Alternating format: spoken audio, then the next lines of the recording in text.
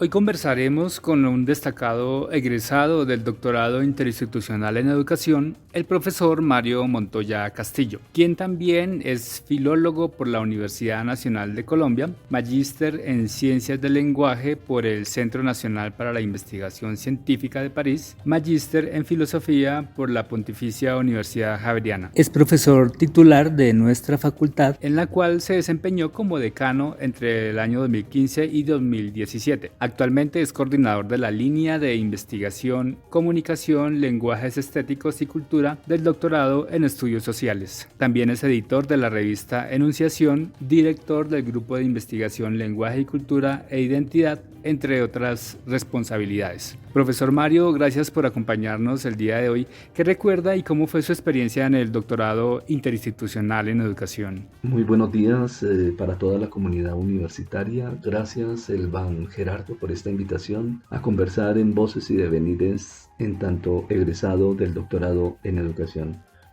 ¿Cómo fue mi experiencia de formación e investigación en el doctorado?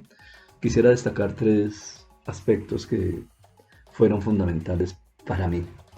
El primero tiene que ver con lo que significó adelantar una investigación de corte empírico en el campo del lenguaje.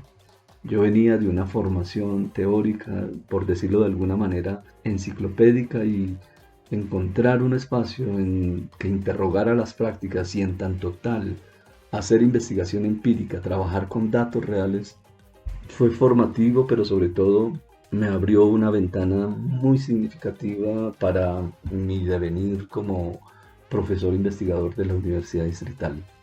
Un segundo punto que quiero destacar tiene que ver con la pasantía de investigación del doctorado. Adelanté mi pasantía en Francia, en la Escuela Normal Superior de Lyon. No solamente aprendí, digamos, temas o un conjunto de conocimientos, sino que también entendí, digamos, lo que significa la política, la estrategia de lo que es un centro de investigaciones, o como lo llaman ellos en Francia, los laboratorios de investigación. Creo que fue definitivo para mí, en tanto servidor público y profesor de la Universidad Distrital, tener una comprensión, digamos, de lo que es la investigación, su funcionamiento de un país como Francia. Y un tercer aspecto que quisiera recordar, y también muy importante para mi formación y para lo que es un trayecto de formación e investigación doctoral, tiene que ver con mis maestros, todos los profesores del doctorado de los que aprendí mucho, pero especialmente de mi directora de tesis, la profesora Dora Calderón, a quien saludo desde esta ventana. Y digamos que en las tensiones que se dan en estos procesos de investigación, yo celebro con palabras el hecho de que, siendo colegas y amigos, terminamos siendo colegas y amigos después de un proceso de estos en los que los destemples anímicos son en algunos momentos difíciles. Creo que fue una experiencia muy significativa de vida, de investigación y por supuesto de formación. También recuerdo a nuestro querido profesor, por infortunio nuestro, falleció hace algunos años, al profesor Adolfo León Gómez, un gran maestro del campo del lenguaje, un profesor con una estatura intelectual inmensa y de quien aprendí mucho, profesor que estuvo a veces en silencio, a veces poco presente, pero con la firmeza y unas orientaciones fundamentales para el desarrollo de mi investigación. Y, por supuesto, al profesor Cristian Plantá, que me abrió las puertas, que me ofreció, digamos, su espacio para la pasantía en la Escuela Superior de Lyon, de quien aprendí no solamente en el campo de la retórica, del lenguaje, sino que aprendí de la sencillez, de la humildad y de la calidad y rigor intelectual y científico. A ellos tres, muchas gratitudes. Usted se graduó con una tesis doctoral titulada El género discursivo epidíctico en el aula. Cuéntenos cómo nació el tema, cómo fue el desarrollo investigativo y cuáles fueron los principales resultados de la investigación doctoral. Quisiera decir algo que en mi consideración puede ser la médula de lo que fue mi investigación. Digamos que lo que pensé fue el ambiente emocional en el aula a partir de una tesis fundamental que sigo defendiendo en todos los escenarios la pedagogía como intercambio de emociones. Es decir, entender la pedagogía también como un intercambio de emociones nos permite a nosotros pensar el ambiente emocional en el aula, digamos, desde cuatro planos fundamentales. Uno, las motivaciones de los estudiantes. Cuando hablamos del ambiente emocional en el aula, podemos nosotros mirar, observar, trabajar las motivaciones de los estudiantes. Dos, detallar cuáles son las condiciones de intercambios comunicativos que se dan en el aula. Tres, pensar al profesor como motivador, es decir, cuando hay un ambiente emocional, digamos, propicio en el aula, el profesor se convierte en un orientador, en un motivador y, por supuesto, el ambiente emocional en el aula en la que estudiantes y profesores, gracias a ese ambiente emocional propicio, puedan aplicar su inteligencia, su vitalidad a los temas propuestos. Eso significa, vuelvo y repito, que la pedagogía se puede interpretar como intercambio de emociones.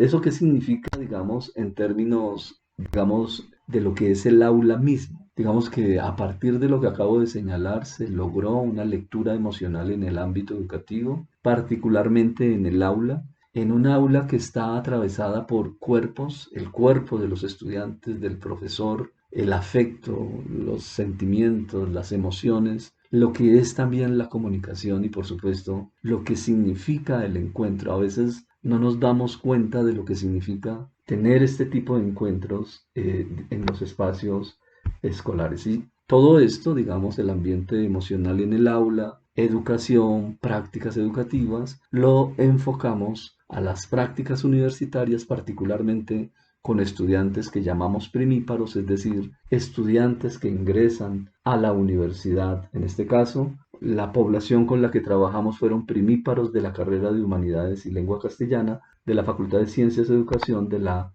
Universidad Distrital. Entonces, digamos que eso nos permitía interpretar la educación como un campo complejo, una educación donde casi siempre también hablamos de unas pedagogías pervertidas, de profesionales que están todo el tiempo formándose para el mercado y que desde este ambiente emocional en el aula podríamos pensar en tejer relaciones otras relaciones distintas a las del poder instituido en el territorio escolar. Y todo esto nos llevó, digamos, a una convergencia muy interesante entre educación y ciencias del lenguaje y esa intersección, esa convergencia, justamente la llamamos ambiente emocional en el aula, que hace o que permite trabajar la figura del profesor como un observador erotista, es decir, un observador erotista es un profesor que orienta, motiva, guía, pero sobre todo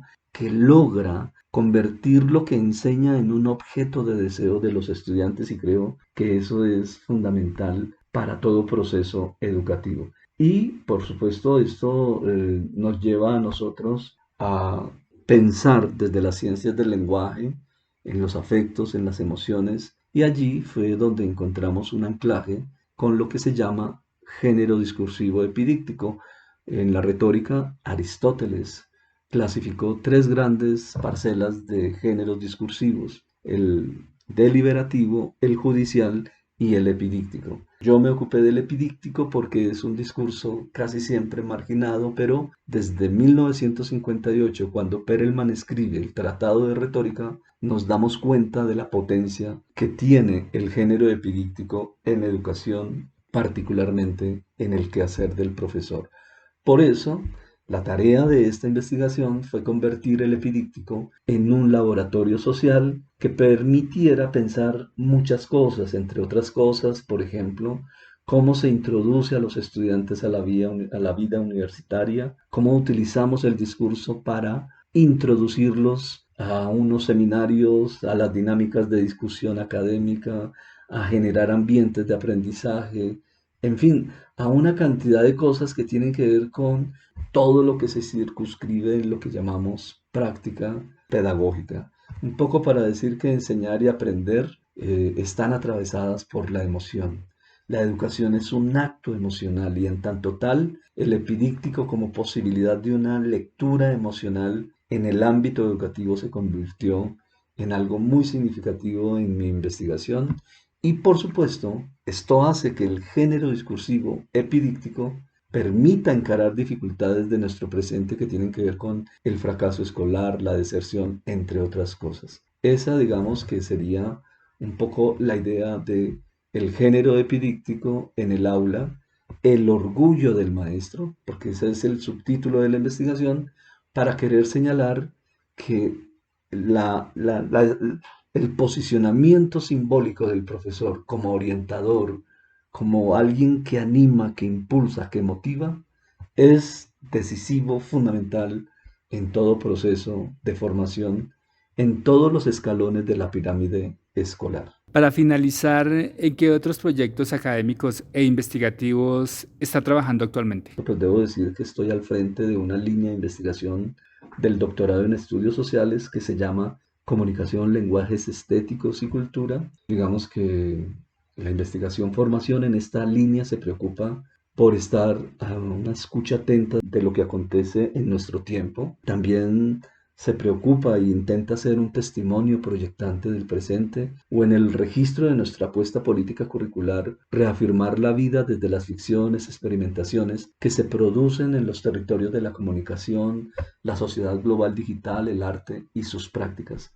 La tarea central entonces es interrogar la verdad y tensionar todos los límites, siempre con el propósito de sacudir los puntos fijos y también para acoger nuevos, otros planos, para que lo social y sus problematizaciones puedan ser develadas en perspectiva de convergencia crítica, de donde emergen las diferencias, la reafirmación de la vida, como ya lo dije, la crítica, la ficción y la experimentación, que por supuesto atraviesan todas las prácticas sociales. Ahora, la tarea de la línea es abrir nuevos mundos, nuevas posibilidades, mutar, transformar lo social, allí donde consideremos que lo sedimentado, lo esclerosado, no reafirman la vida. Entonces insistimos, se trata de estar en una actitud crítica y de escucha de lo que acontece en el mundo de la vida, haciendo eco de nuestro gran maestro Octavio Paz, el mexicano.